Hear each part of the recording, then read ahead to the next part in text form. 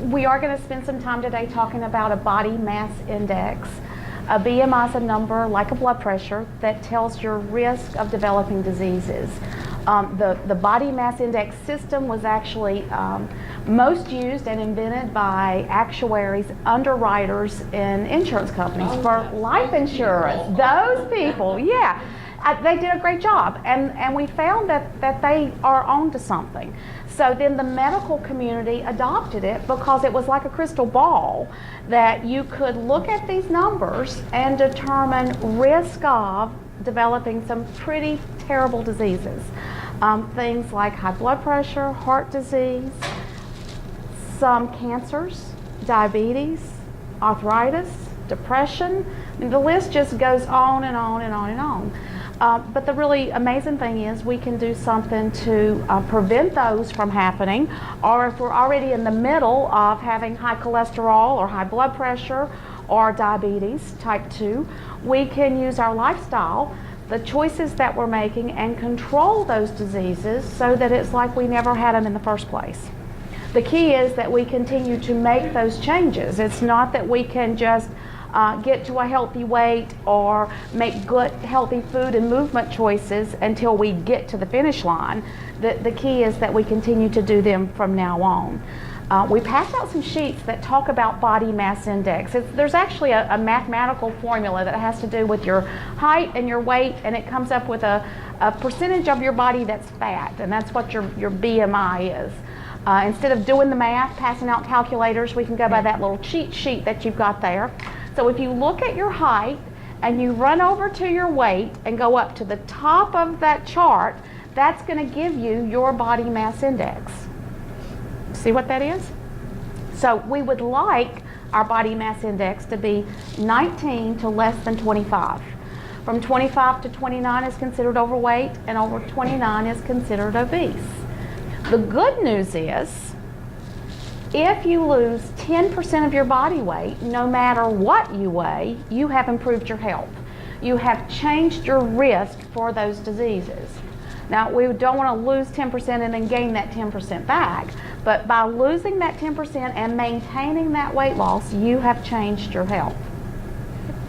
I want to spend some time today talking about how we end up in an overweight category or obese category, and then some things that we can do to prevent it.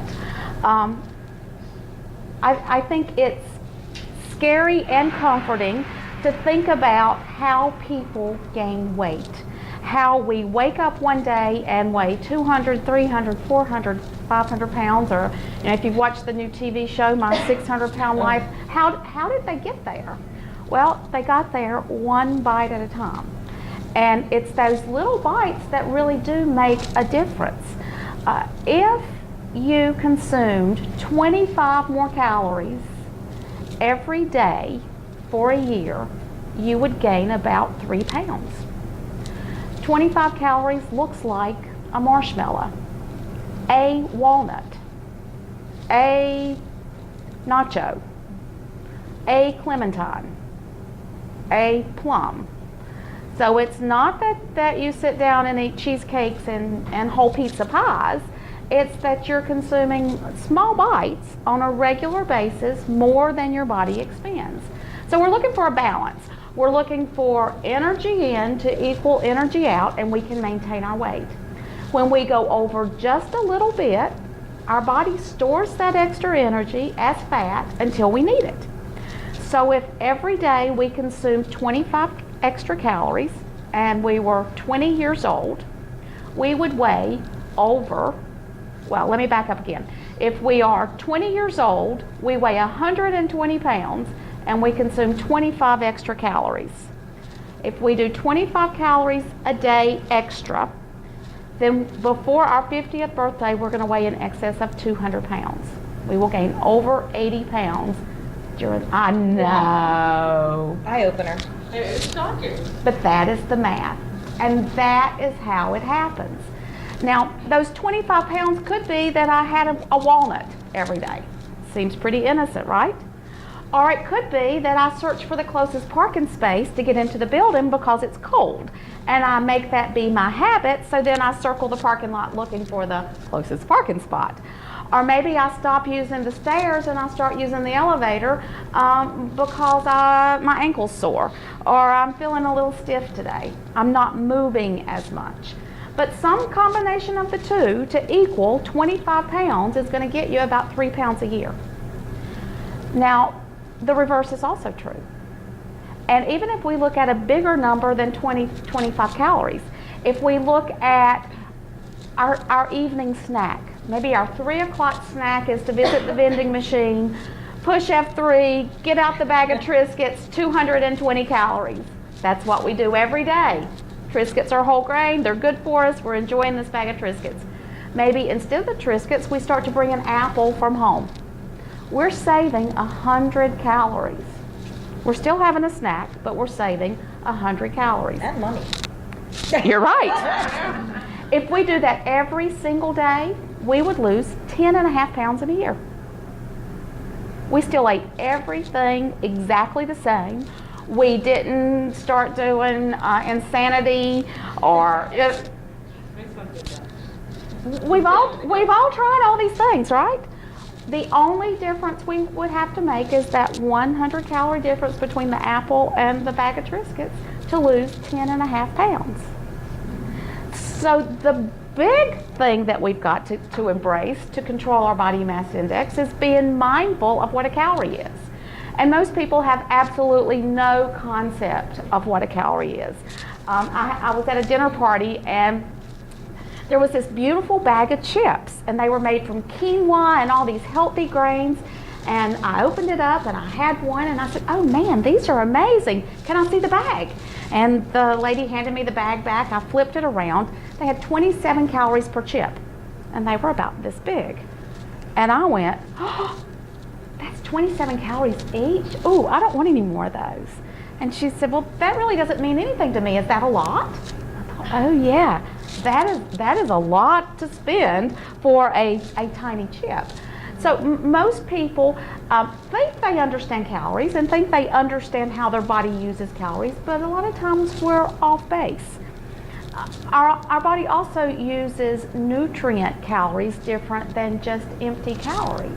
So if we're thinking a Snickers bar is used the same way in our body as a fruit bowl, we're completely wrong. So if we're going to spend a lot of our budget of calories for less nutritious foods, we get fewer calories in those foods. So another way that we tend to, well, I'm only eating 1,000 calories. Yes, but that 1,000 calories was I don't know. Milkshake from Chick-fil-A. There you go. A Chick-fil-A milkshake. One milkshake, right? Yeah. So what we have done is have come up with a solution to help educate everyone on nutrition. We offer a Living Healthy program, which is a 16-week commitment. The reason it's 16 weeks is because it takes that long to change the way you think. And we want to change the way we think about food and about movement. The program is also based on true nutrition. We are teaching protein, fats, carbohydrates, fiber, vitamins, minerals, what we need to put in our body to have it run efficiently. But the program is not a diet. It's not a script for you to follow. It's very individualized. So if you're vegetarian, the program will work for you. If you are, if you have celiac disease or you're gluten intolerant or you have foods that you can't tolerate, the program will work for you. If you're Italian and you want to have your pasta every day, the program will work for you. If you're Southern and you like cornbread and biscuits, the program will work for you. Do you think that was from experience, maybe? It was, yeah. So we truly teach nutrition, and we also build in some tools for living that we call behavior modification. So even though you don't realize you're changing the way you think, you are. You're doing that through group support. You're doing that through accountability. You're doing that through seeing others in the class that are successful, and you think, oh man, if she can do that, I know I can do that. You're making small gains and adding every week to your knowledge. We also give you some tips, tricks to eat out, to go to a party, to make it through that Valentine's Day heart that's going to arrive. You know, we are very mindful of our choices.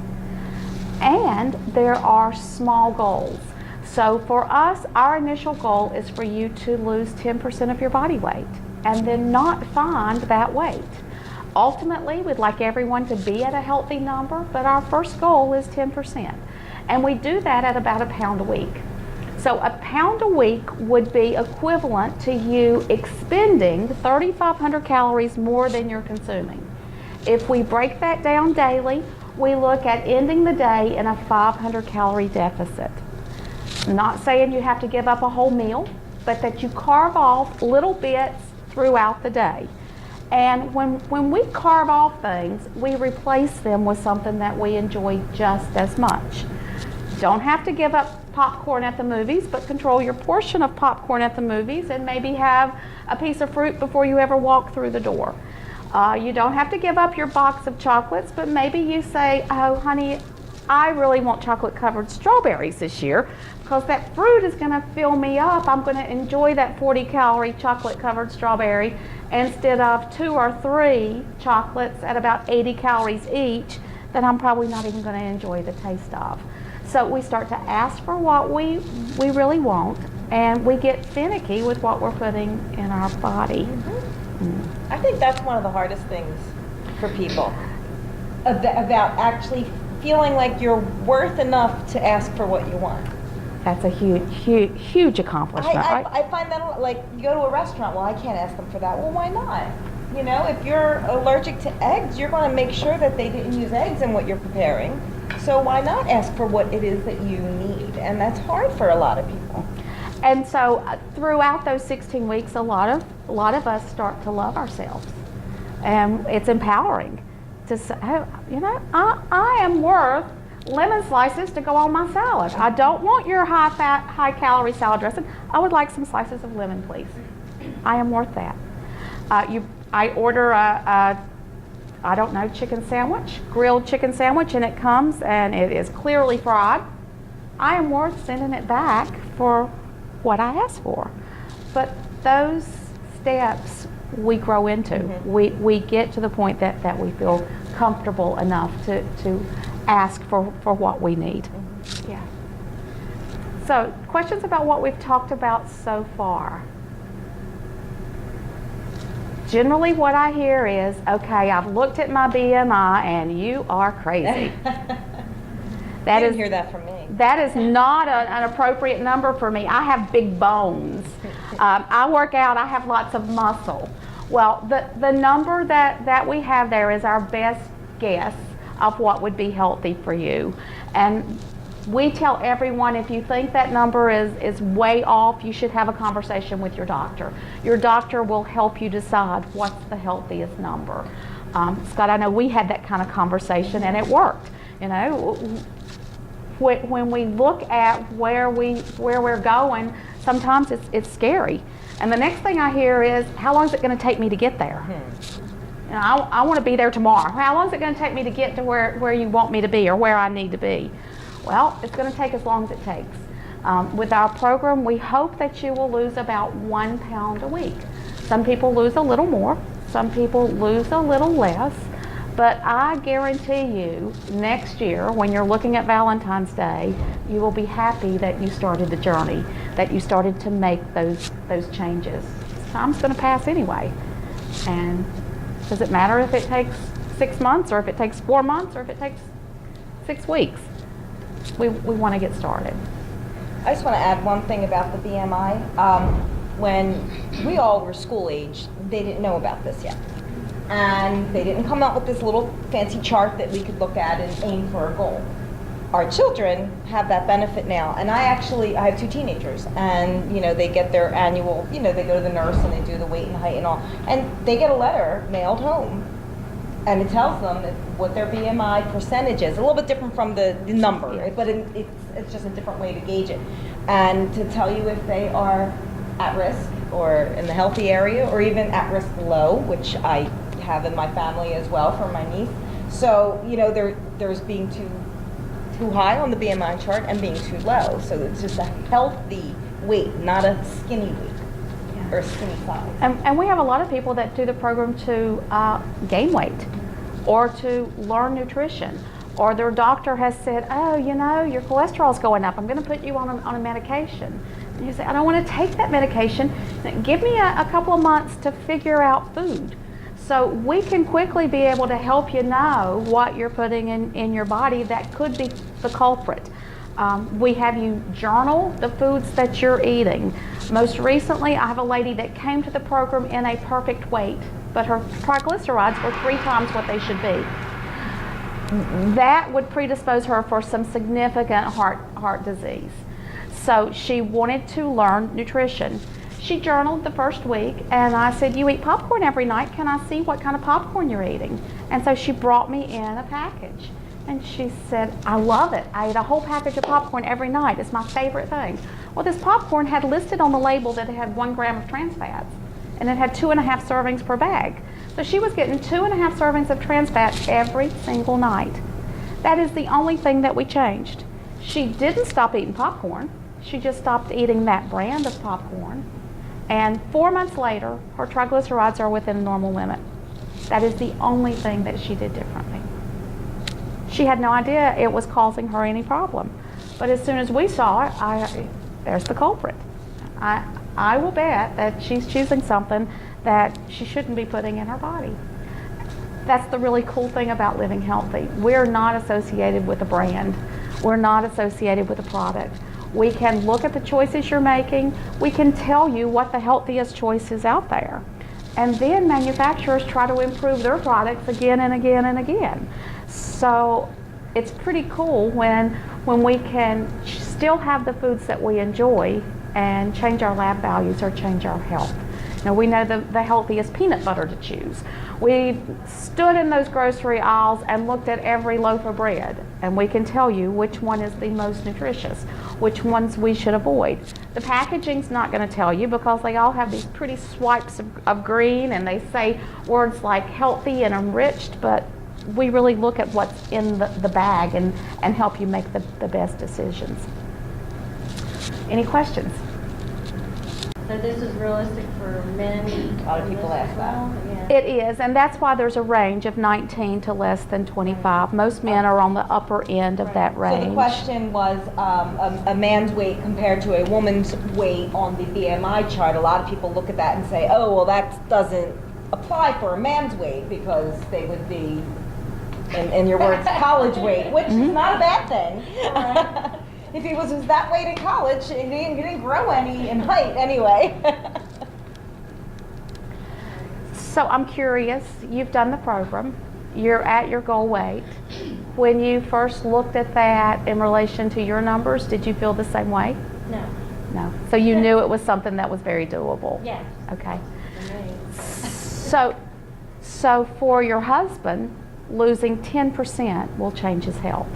And it almost snowballs. You lose 10% and, well, that was pretty painless. I think I can do another 5%. Oh, I haven't had to change a whole lot. Let me see what else I can do. So our first goal for everyone, no matter where you are on that sheet, is to lose 10% to get close to that healthy number. Yeah. Is there any truth to men and women losing weight differently at different rates? Some people have said, well, it's easy for you to lose it, you're a guy. I know, poor Whereas women have a Scott, harder time you've losing heard that often, didn't Heard it a lot. you? Yeah. Scott, I will tell you that you worked just as hard as any woman did to lose her weight. Absolutely. The difference is you probably have a higher resting metabolic rate because of your muscle mass, but the difference is about a 200 calorie difference. Most men are taller than women, so you can weigh more on that BMI sheet, so the percentages end up being about the same. Yeah. We like to point our fingers and be able to say it was easier. I think a lot of it comes down to willpower. From my experience of 15 years working with people to lose weight, women are more emotional eaters. Women have a harder time asking for what we need and what we want. Men are more confident. And I think if someone served you something that you hadn't ordered, you wouldn't have a hard time saying, this is not what I ordered. Where a lady gets it and oh, this was a gift, or I don't want to hurt their feelings, or she's so nice, I don't want her to get in trouble for bringing me the wrong thing, you know. Or, yeah. But I think we have a few more emotional calories than men do, but I think the journey is all about change, and it's embracing that change. And from what I've seen, I don't necessarily think that men can lose more weight than women. I think the rate is different. I think when men start the program, at least the ones that I've taught, they seem to lose more in the beginning, faster, whereas women are more steady stream. Yeah. So I don't. So making of those couple of changes that Phyllis mentioned, just the popcorn or you know the apple for the Triscuits, makes a bigger impact right away on the men, and then it evens out. Yeah. What about age? I don't move as fast as I used to because of my age, and that's what that is an excuse. And that's one thing that happens as we age. We're not as active. As we age, we have more downtime, and a lot of times we fill in that downtime with our best friend, the chocolate chip cookie. So you know we're in front of the TV and we're munching in front of the TV. Where 20 years ago, maybe we were running the kids to sports events or more physically active. I will tell you that we track numbers in our classes, and we provide our program in multiple retirement communities. In those retirement communities, our classes are broken down between the employees, the residents, and the staff. The residents have a better weight loss than any other classes that we teach. So in my mind, when I talk to each of them about how they've been so successful, they say, I have time now to devote to me, and once I've learned what to do, it's so easy. I didn't realize that the choices that I was making were that detrimental. I didn't realize when I ate an avocado, I'd consume 200 calories. I thought that was a good thing, so I was having that for a snack every night. Well, let's switch the avocado for some salsa and have one slice. So the education, once they get that, they have the time to devote towards getting healthy. So our metabolism does slow a little as we age in relation to losing muscle mass and our movement. But if we're giving our body what we need to build muscle, if we're getting enough protein, and we are still moving, so we want to find opportunities to move, sneak in those steps, sneaky steps, yeah, then we can, at any age, there is success. And from our experience, our true seniors have better numbers than anyone else, which is pretty amazing. That's great. Yeah. But I do hear that a lot, Laura. You're not the only person. A lot of people say, oh, I'm older, or oh, you're lucky you lost the weight before you turn, you know, whatever. Because once you turn that magic age, which of course changes depending on who's saying it, but a lot of people do say that. And I think also the older you are, the more set in the ways you are. So you Change might is not hard. want to change that apple for the Triscuit for the apple, just because that's what you do. So I think a lot of times it's just here. It's not necessarily physical, Yeah. but you're doing great.